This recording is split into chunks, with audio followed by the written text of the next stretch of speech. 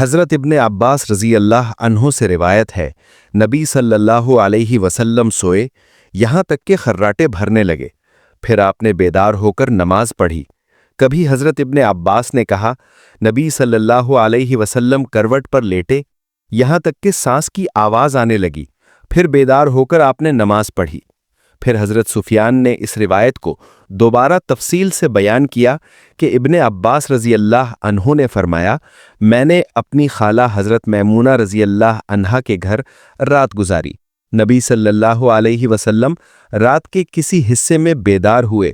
جب کچھ رات گزر گئی تو آپ کھڑے ہوئے اور لٹکتے ہوئے مشکیزے سے ہلکا وضو فرمایا۔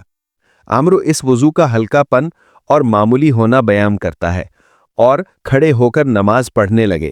میں نے بھی آپ ہی کی طرح وضو کیا، پھر میں آ کر آپ کی بائیں جانب کھڑا ہو گیا۔ سفیان نے کبھی یسار کے بجائے شمال کا لفظ استعمال کیا۔ آپ نے مجھے پھیرا اور اپنی دائیں جانب کھڑا کر لیا، پھر آپ نے جس قدر اللہ کی توفیق میسر آئی تہجد کی نماز ادا فرمائی، پھر کروٹ کے بل لیٹ کر سو گئے حتیٰ کہ خراٹے بھرنے لگے۔ پھر مؤذن آیا اور اس نے آپ کو نماز کی اطلاع دی۔ آپ اس کے ساتھ نماز کے لیے تشریف لے گئے۔ آپ نے نماز پڑھی اور وضو نہیں فرمایا۔ سفیان کہتے ہیں، ہم نے اپنے استاد عمرو سے کہا، کچھ لوگوں کا خیال ہے کہ نیند کا اثر رسول اللہ صلی اللہ علیہ وسلم کے دل پر نہیں بلکہ صرف آنکھ پر ہوتا تھا۔ عمرو نے جواب دیا، میں نے عبید بن عمیر کو یہ کہتے سنا ہے کہ حضرات انبیاء علیہم السلام کے خواب وہی ہوتے ہیں۔ پھر درج ذیل آیت کو بطور دلیل تلاوت فرمایا، میں خواب میں دیکھ رہا ہوں کہ میں تمہیں ذبح کر رہا ہوں۔ تشریح: امام بخاری رحمۃ اللہ علیہ نے وضو کی دو اقسام بیان کی ہیں، ایک وضو خفیف، دوسرا وضو تام۔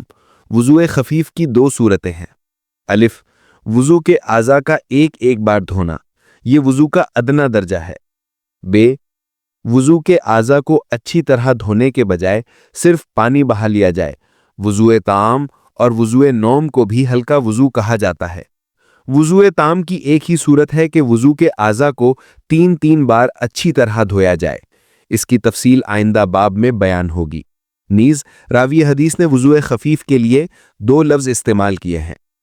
جیم، تخفیف، اس سے کیفیت یعنی معیار کی طرف اشارہ ہے، پانی کے خرچ کے اعتبار سے تخفیف ہے۔ دال، تقلیل، اس سے کمیت یعنی مقدار کی طرف اشارہ ہے، یعنی ایک ایک مرتبہ دھونا تقلیل ہے۔ لیکن وضو خفیف کی تفسیر احادیث میں بین طور ہے کہ ایک روایت کے الفاظ یہ ہیں، آپ نے بہترین وضو فرمایا، صحیح بخاری۔ دوسری روایت میں ہے کہ آپ نے درمیانے طریقے سے وضو فرمایا، بکثرت پانی بھی نہیں بہایا اور تمام اعضاء تک پانی بھی اچھی طرح پہنچایا، صحیح بخاری۔ ان احادیث سے وضو خفیف کی تفسیر ہوتی ہے۔ جب حدیث میں یہ ذکر ہوا کہ رسول اللہ صلی اللہ علیہ وسلم نے نیند سے بیدار ہو کر وضو کیے بغیر نماز ادا کی، تو تلامذہ میں سے کسی نے راوی حدیث حضرت عمرو سے پوچھا کہ کچھ لوگوں کا خیال ہے کہ رسول اللہ صلی اللہ علیہ وسلم کی چشم مبارک سوتی ہیں لیکن دل مبارک بیدار رہتا ہے، تو اس کی کیا حقیقت ہے؟ انہوں نے کہا، جب انبیاء علیہم السلام کے خواب وہی ہوتے ہیں اور وہی کا یاد رکھنا اور اس کی حفاظت دل کی بیداری پر موقوف ہے۔ اگر دل بیدار نہ ہوگا تو پھر وحی کی حفاظت نہیں ہو سکتی۔ جب وحی محفوظ نہ رہی ہو تو وہ شریعت کا مدار بھی نہیں بن سکے گی۔ تو معلوم ہوا کہ حضرات انبیاء علیہم السلام کے قلوب نیند میں بھی بیدار رہتے ہیں، اور جب دل بیدار رہتا ہے تو وہ بدستور نیند کی حالت میں بھی ادراک کرتا رہے گا۔